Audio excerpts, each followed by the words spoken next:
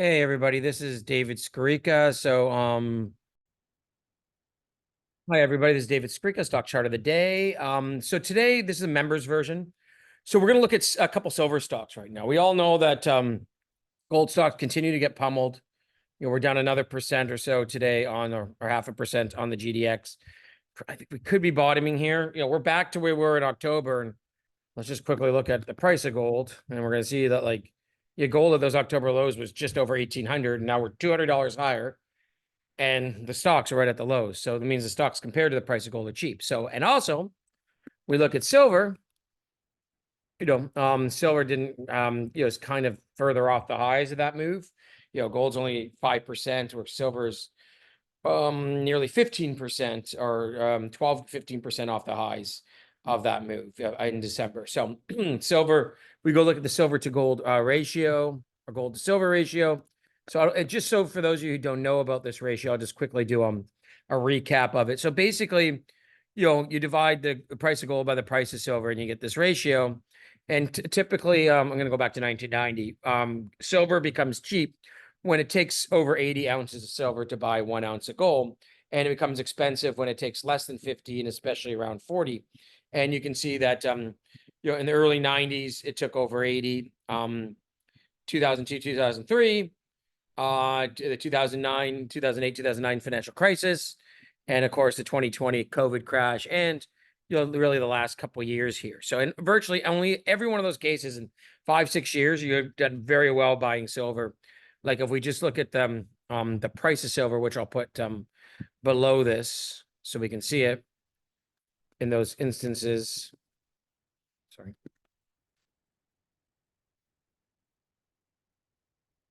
We can see that silver went from well, it's tough to see here. Let's just get the price of silver, because I know roughly those time frames of that. Just bear with me here. So yeah, in the early 90s, like I said, silver ended up going from about $3 an ounce to as high as $7.50 in 97, 98. Again, 2002, 2003, silver went from under 4 to all the way over to 50. Here, silver actually, and again, when it got cheap here and during the financial crisis, it went from 8 again to 50, and then silver bottomed around $12 here and was at 30. So now we've been in this prolonged period, but we can see almost every period time frame when if you had bought in the 80s on this gold to silver ratio, you would have done well. So of course that means the silver stocks would have even more leverage. So I got 3 ideas. These are all like large cap stocks. 2 of them are kind of like these trading range stocks. So this is Endeavor Silver, which you can see really since it got listed on the NYSE has been traded between $1 on the upside and about $6 to $8 on the upside. There was the big breakout when silver went to $50 to $12 a share. So right now I'm buying Endeavor. And the reason I'm buying Endeavor is quite simply this is, okay, it's not at that dollar yet, but the price of silver is almost double where it was even at the low in 2020.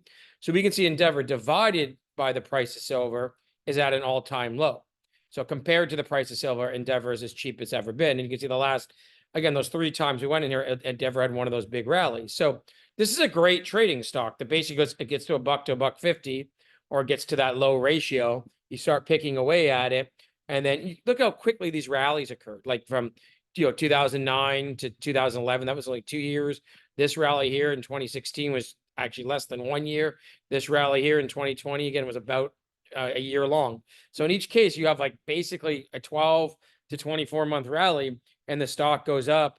The biggest rally was 1,100%.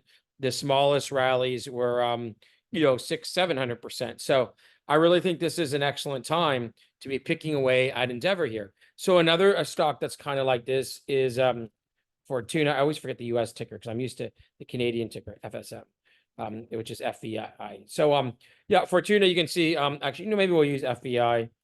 So it's FFSM for the American because this goes back quicker. So yeah, I remember Fortuna looking at this at a penny stock. I actually in 2006, I think it was, I visited actually their property in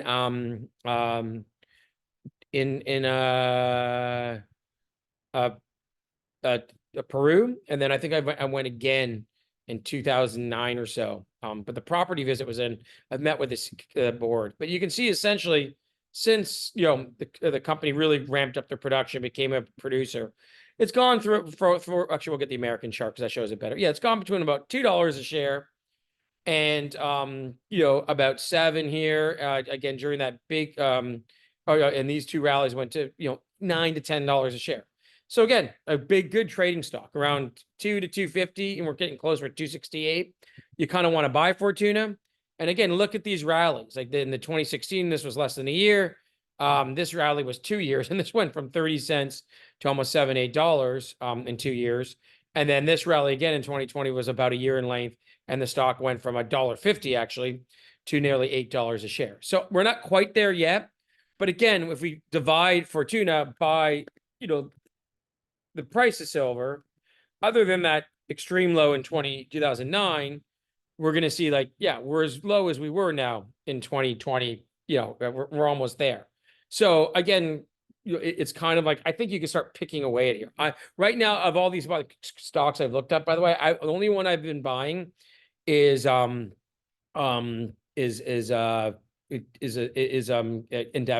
So, and then the next one we'll look at here is Coeur d'Alene. The Coeur d'Alene and getting back to its lows. Now, Coeur d'Alene, you can see, it's kind of been in this long-term downtrend.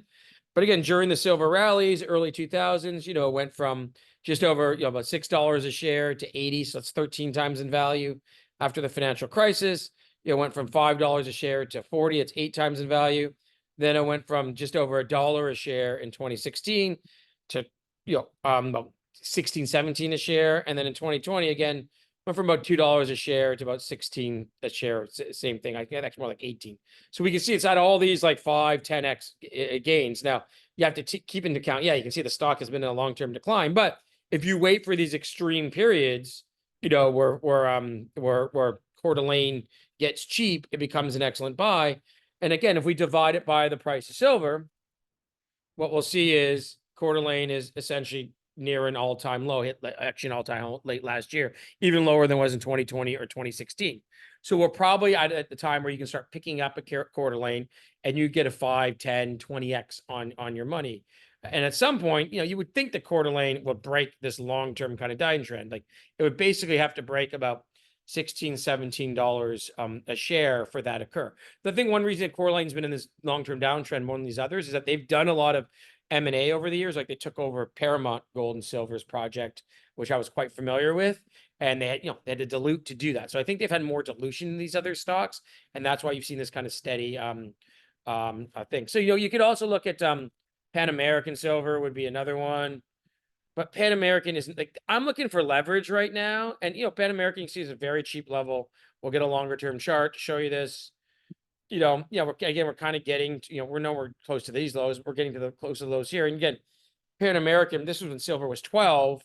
You know, silver's 22 now, and Pan American's only 22, or sorry, only 20% above that, where silver is like 80% above that price. So that's something to take into account as well. But again, you're not going to have the leverage in Pan American right now. Like you're probably talking about if silver went to 30, you know, Pan American being a double or triple, and these other companies going up 5 to 10x. So it's really the type of leverage you want.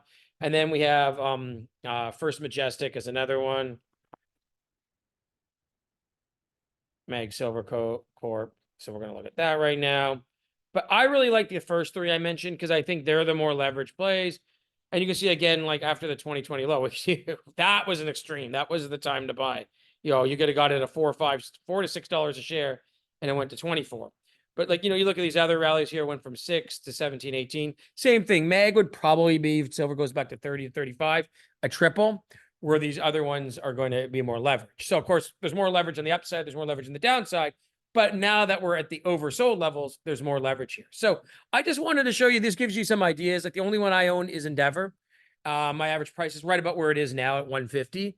So no, yeah, but I just wanted to show you some silver plays. And probably right now, if you're going to buy large cap stocks, even though Newmont and these things are beaten up, probably these silver plays are a better way to do it, right? They're probably the more leveraged way to do it.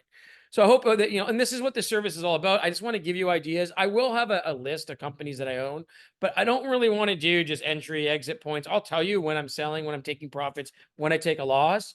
but it's not supposed to be that kind of service. I just want education. I want to give you ideas, and then you can act on it. And again, feel free to write me. That's what I think is a real unique aspect of this service, especially if you're a lifetime subscriber. You can always write me and say, "Hey, Dave, the stock's gone up, it's gone down. What should I do?" Like, I had one deal recently has not done well that we got into last year. They were making machines that made uh, ammonia-based fertilizer, and the thing has collapsed, which happens sometimes in these deals. I'm not happy about it myself. I lost money in it, and I was very blunt with the guy saying in the short term, I just don't see anything happening, and it stinks that it's fallen so much. But like, that's what I mean. Like, if you write me and ask me questions, I'll be more than happy to always answer someone. You can write me an email, addictedtoprofits@hotmail.com. I've said again, for paying subscribers, 242-359-7023 is my number on WhatsApp. I just want people to obviously be respectful, because that is also my cell phone number and personal number. So anyhow, that's about it. Yeah, I think that, and this is why yet sometimes patience is a virtue, right? I have not really gotten into silver stocks, and now, and like, look at most of these silver, I showed you all these charts. We go back, let's go back, Pan American. These stocks are all down 2/3 set, or more, from, their levels. Let's quickly look at all of them again. So there's Pan American, there's CDE. CDE hit 11, now it's 250. Fortuna. I'm just gonna use a Canadian ticker. I can never remember the US ticker. Same thing, over 11 to 360. And then of course, Endeavor, $7 a share to 150 or 147. So it's just like, these things are all down 70 to 80%. And these are just the recent highs. These aren't like all-time highs, some of them which reached in 2011. So anyhow, I remember that $7, that's about $30 an ounce. At some point, silver is going to go back to its all-time high. So like, this stock could be a $20 to $30 stock if that occurs, right? Obviously up here, I would say take some profits. But that's kind of the extreme pessimism you're getting into. And you can really see the quickness of these rallies. 2016, this was only like 9 months, this rally, right? 2020, this was a full year, right? And you're talking in each case, this was 1 to 6, this was 1 to 750, in 9 months and in 12 months. So that's the kind of thing we could see when this finally turns. And again, with my expectation that precious metals will begin to take off probably in the May to June period, when the Fed begins to cut rates, we're almost into March, right? It's February 28th. This year's a leap year, so Friday is the March 1st. February 28th only means 2 more months away, April and May, or sorry, March and April into May. So we're 2 to 3 months away. So everybody take care. I hope you enjoyed this stock chart of the day. And watch out for some more in the future.